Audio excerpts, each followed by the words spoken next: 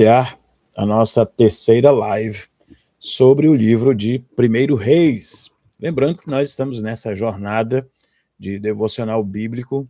É uma devocional sequencial, então nós começamos lá em Gênesis, Êxodo, Levítico, Números, Deuteronômio, Josué, Juízes, Ruth.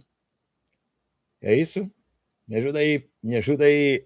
Não, passei? Não, é isso. Ruth, me ajuda aí, produção. Vamos lá de novo. Gênesis, Êxodo, Levítico, Números, Deuteronômio, Josué, Juízes, Ruth, 1º e 2º Samuel, 1 Reis. Então nós estamos no 11º livro de reflexões bíblicas.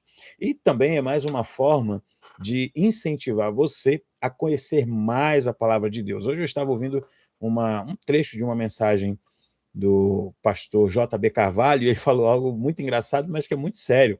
Sabe por que em muitas áreas, especialmente a área espiritual, nós não despontamos na vida? Porque nós vivemos, nós vivemos de séries, essas séries, né, de streaming, de plataformas de filmes e séries, enfim.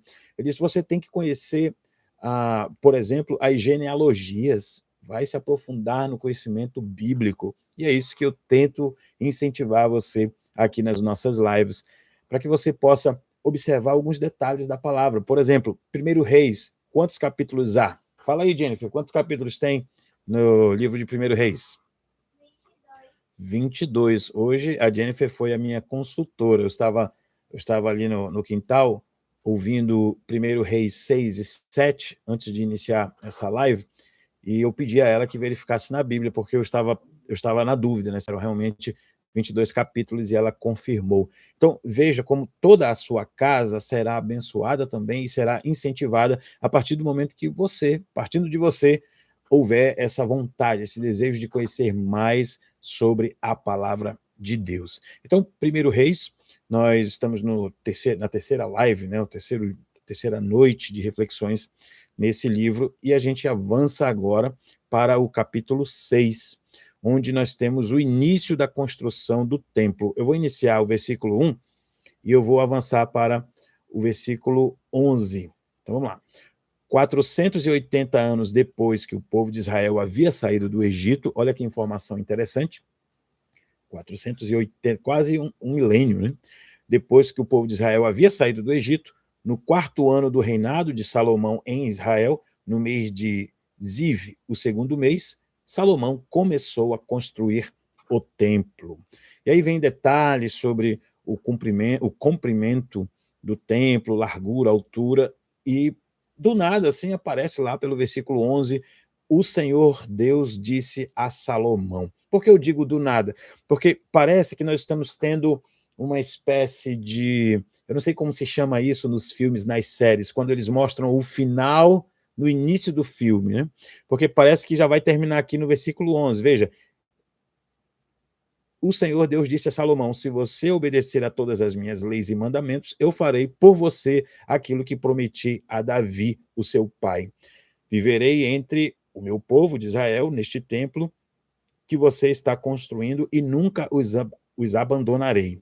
E assim Salomão terminou a construção do templo. Parece que já vai terminar aqui, né? A narrativa, em 14 versículos, a narrativa da construção do templo, mas não, há uma continuidade, vem informações sobre o sobre o acabamento, e lá no final, lá na frente, no capítulo 9, é que realmente acontece uma outra informação sobre a conclusão dessa construção. Ou seja, é uma estratégia de narrativa histórica que nós temos aqui na Bíblia, que é muito interessante, que inclusive é usada em filmes, né? Aqueles relances, você está numa situação do presente, aí te leva para o futuro, ou te leva para o passado ali no filme, né? Para causar aquela tensão na história. E analisando literariamente o capítulo 6 de 1 Reis, isso aqui é muito bonito, é muito interessante. Mas voltando para o aspecto espiritual, durante a construção do templo, o fato é, o Senhor Deus disse a Salomão, talvez através de um profeta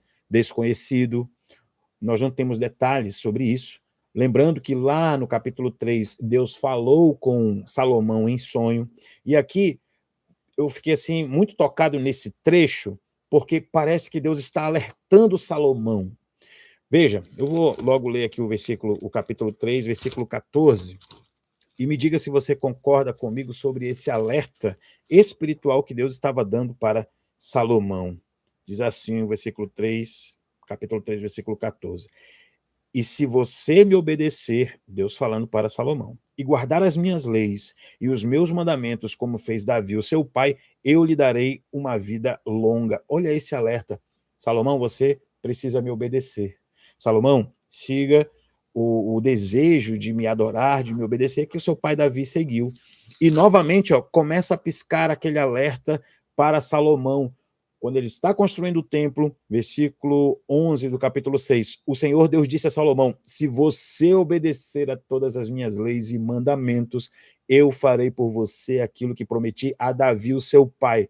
É ou não é um alerta que fica... Quando eu estava ouvindo hoje, lá no quintal, meditando, Senhor, me ajuda, o que eu vou compartilhar com o teu povo na live, me chamou muito a atenção disso e eu fiquei tocado, porque Deus envia os alertas. Talvez essa live seja um alerta para você, para a sua vida espiritual, para que você desperte espiritualmente, para que você se volte para Cristo, para que você deixe o Senhor direcionar a sua vida, para que você continue sendo bênção. Uma bênção na sua comunidade, uma bênção para a sua família, para os seus filhos, para a sua esposa, para que você se converta ao Senhor, entregue sua vida ao Senhor Jesus, para que você retorne para Cristo.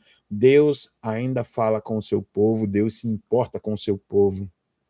Amanhã nós vamos refletir sobre o capítulo 9. E mais uma vez Deus vai usar essas palavras, eu vou dizer mesmas palavras, porque é uma síntese do que nós vimos no capítulo 3, versículo 14, agora no 6, de 11 a 14, e novamente no capítulo 9.